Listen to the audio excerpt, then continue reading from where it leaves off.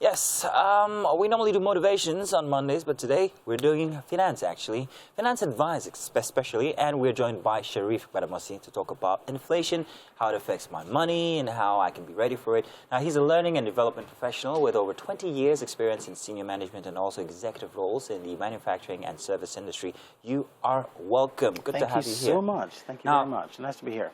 It's such a timely conversation, timely discussion here we're about to have today. Yeah. Inflation is something that is looking at us straight in the face right now with everything that's happening, this fuel scarcity, and prices are going up, you're still earning the same thing.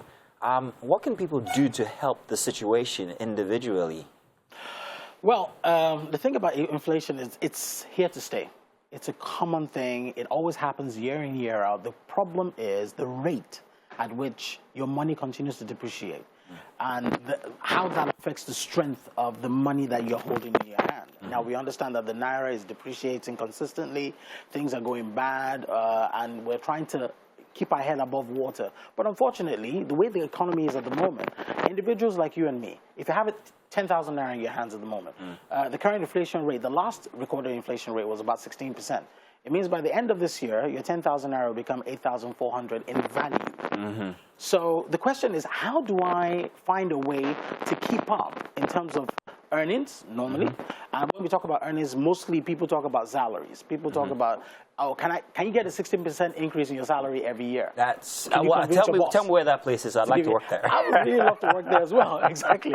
So, you know, how do I now make up that 16% so that by the time the year ends, it's possible for me to be able to still keep in touch with the prices of all the goods and services out there. Because I'm not going to be able to afford exactly the same thing. So it means I have to go out there. And what most people do is they get a side job, they do make deals on their own, and not all of them are kosher, you know, but, you know, that's the Nigerian factor. And it just continues to rub things up the wrong way in this economy. So there are different ways we can actually position ourselves, help ourselves. What are some of these situations?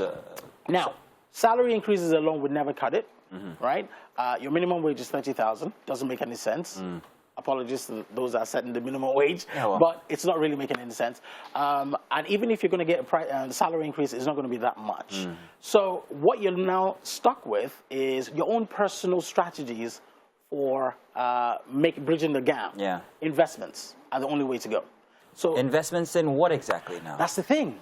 Because it depends on, again, you got to start with your lifestyle. So I may decide to invest in certain stocks or bonds or whatever it is. There's so many different investments out there. However, the investments have to be tailored towards, one, your cash availability, and also your lifestyle. So if I have a lifestyle that is here, I need to invest here to be able to get the kind of returns that would able to give me that, and also beat the inflation trap, because again, we're trying to beat the inflation trap. But if my lifestyle is down here, I don't really need to do that much. So it starts with your lifestyle. But when you're looking at investment, you're not looking at just things that would be able to, savings doesn't make any sense. Because the government has crashed the rate of savings returns that you get. So every time money sits in your bank account, you're losing it every year. So if you say I should chase investments, now most investment schemes don't turn out anything until after 5 years. So how good is that? Again, that's another thing. I know it's a lifetime thing. Yeah, exactly. I never ever think of investments as something that I'm just going to do for about 5 months, 6 months, 10 months. You get people coming up to you and saying, oh, invest $1 million Naira. I had a friend recently invest $1 million Naira, and within 6 months, you make 20%. I'm like, where? I mean, if it's so good, everybody can be doing that.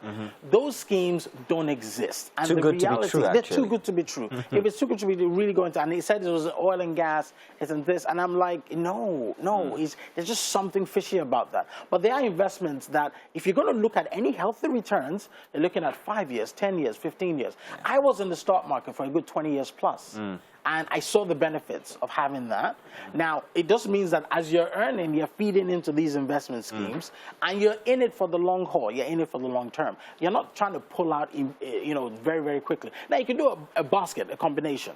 There are those that would give you returns within a year, right? Within 2 years, within 3 years. Not a lot, not 20%. It might give you about 5%, 4%, 6%. You have mutual funds today that can give you 6 or 7%. You have dollar denominated. Yes. You have the APR a year. The numbers I'm quoting will be a year. You also have dollar denominated investments, which are very good investments, but you need a high capital input to be able to get the kind of returns you're looking for. We're talking about the common person here. Yeah, but we're talking about the common person. But you can still go into it. I've got a question. Some people have this idea that if I make some money, I have to change it into another currency to try and keep up. How's that for trying to keep up? As much as I know that the government is trying to dissuade citizens from doing that because it puts further pressure on the naira. From the individual's perspective, it is something that's beneficial, especially if the currency continues to depreciate. However, yeah, if you're trying to save the Nigerian economy and the Nigerian pocket and the Nigerian naira, if everybody did it, we'll be in serious trouble, really. So how do we find, there has to be another way, but individually. So each of us are caught between, should I do it, should I not do it, for whatever reasons. Yeah, so for my individual good or for the greater good. Yeah, for the individual good or for the greater good of my country. And what you find in Nigeria is for the individual good. So a lot of people are doing it, and that's why the government is coming in with so many different policies. If you're paying cash into, if you're paying dollar or pounds into your domiciliary account, you can only, it's only good for what it is. It's there in your account, but you can't use it to trade. You can't transfer it. You can't do all those things. So all these different rules are here to try and stop us from actually doing that. But you'll be surprised many people are still doing it. Yeah. And it's one of those things. They're holding it just by holding the dollar. I mean, if you bought it about this time last year, and you're looking at this year, you're looking at quite a phenomenal increase just by holding it. So you said plenty. However, there's this lady out there who, what she does is wake up every single morning and then she goes to work. She comes back home and she earns about 80,000 naira per month. Not bad. Not bad? Okay, let's go down to 60. 60,000 naira per month. What can she do with the current situation, inflation and all of that? How and what would you advise such a person to invest in? And what should their outlook be? A year, 5, 10, life, kids? What should they do? Use that person as a sample. A lady now. A lady. Good. Okay, so I'm going to say that lifetime. You never stop investing. You invest till the day you die, right? That's why we have pensions and things like that. If you have 60,000 naira, check your lifestyle to start with. What you need to do is free up liquidity. Liquidity means cash. So pretty much at the end of every month, you cannot end up with a zero balance. It is wrong. If you really want to progress, you can't end up with a zero balance. So what you do is you check your lifestyle and say, maybe if I can bring out 10,000 naira every month, which gives me 120,000 naira gain through the year. Throughout the year, I stick it in an investment. Again, I said lifetime. You repeat that process year in, year out. Right? What you're doing is that in 5 years, you've accumulated 600,000 naira.